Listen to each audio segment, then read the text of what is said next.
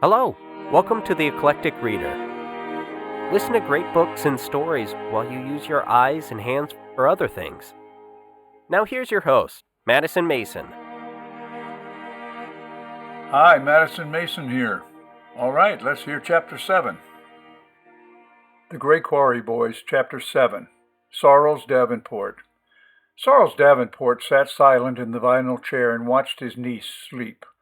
Her small breast rose and fell with tranquilized ease. Psychic trauma, severe emotional shock, the doctor had diagnosed and gave her a shot to keep her asleep. Soft hospital sounds came from the hallway. Sorrells hoisted his limp weight from the chair and shuffled over to shut the door. He was a short, rounding man, pasty, with rapidly thinning hair and soft muscles. The Southern gentleman. He appeared on the surface to be very different from what he was inside. Sorrells ran a struggling insurance agency and occasionally served as substitute teacher at Gray Quarry Junior High, which he found fulfilling. He loved being around kids. He breathed deep, but it caught in his throat. He came back and stood over Sue Marie's bed, looking down on her. A rough plan had formed in his mind, incomplete, partially fleshed out, to unfold later in careful steps, but this much he knew. Sue Marie would live with him. He would take care of Sue Marie, raise her, train her. He eyed the closed door as his heartbeat quickened, and his breath came in short quivers.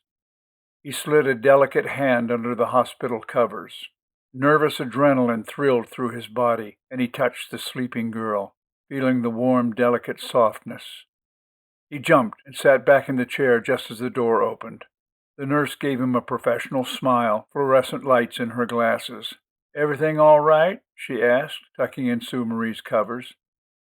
"Fine," he muttered. He hoped she couldn't hear his heart pounding inside his chest. "Oh, she's such a pretty little thing," the nurse smiled, feeling her forehead. "A terrible shame." The nurse left, and he sat a moment, thinking. He began to chuckle quietly to himself, and then his laughter slowly turned to lament. Silently, all alone, he wept. Next to the anesthetized girl, he raised a trembling white hand to his cheek. The signet ring on his pinky reflected the cold light, and Sorrells Davenport sobbed, tears running down his plushy face. In his room, Buddy James took a pair of pliers from his dresser drawer and went into the living room to turn on the radio, the only source of music in the house. His stepfather, Ralph Scanlon, had removed the knobs from the switches so no one else could listen. No one else meant Buddy.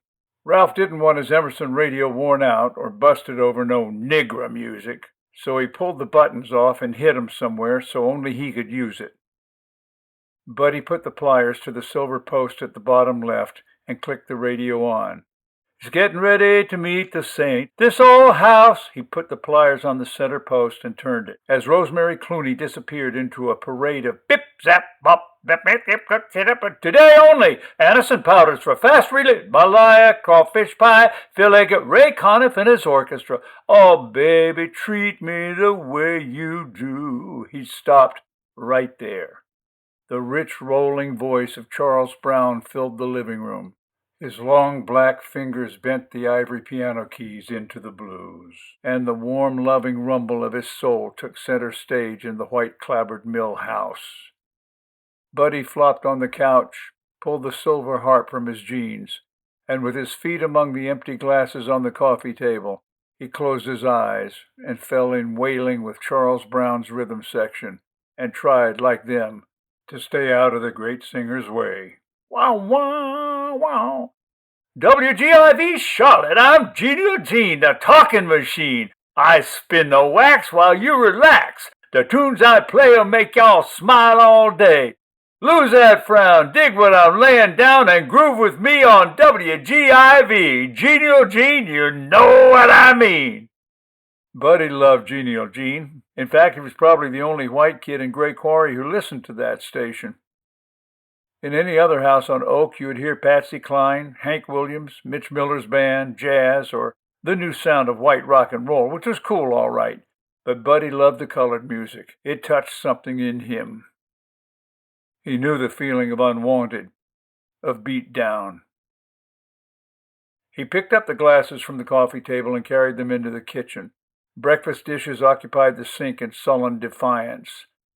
Buddy knew he damn well better get that house cleaned up before they got home or all hell would break loose.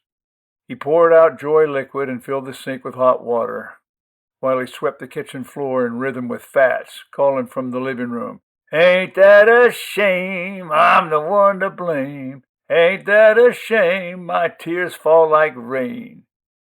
By 5 o'clock, he'd swept the house, washed and dried the dishes, made the beds, and put the ice trays from the freezer on top of the Emerson radio to take the heat out of it. He knew Ralph would feel the radio first thing when he got home, to see if Buddy had been on it. If it was hot, there would be hell to pay. There'd be some kind of hell anyway, once the drinking started. After it cooled, he put the trays back, wiped the radio down, and went out behind the house into the woods. He leaned his back against a big oak tree and settled down onto the cool leaves at its base.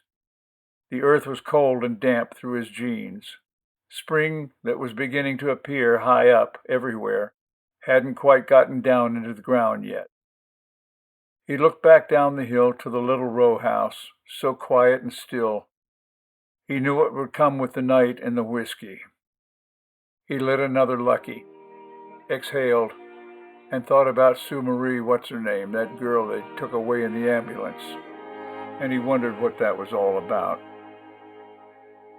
We hope you have enjoyed this episode of The Eclectic Reader. Please go on to the next numbered episode to continue. Also, check us out on YouTube, Facebook, and Twitter. If you'd like to help support the project, you can donate under Madison Mason at Patreon. And please, check out our website, kltkrdr.com, for more information. Hi, this is Madison Mason. I want to personally thank you for listening to The Eclectic Reader and invite you to share your experience, your thoughts, and your suggestions. We have many great books lined up for the future, but if you have requests for anything that is in the public domain, please email us at kltkrdr@gmail.com. kltkrdr@gmail.com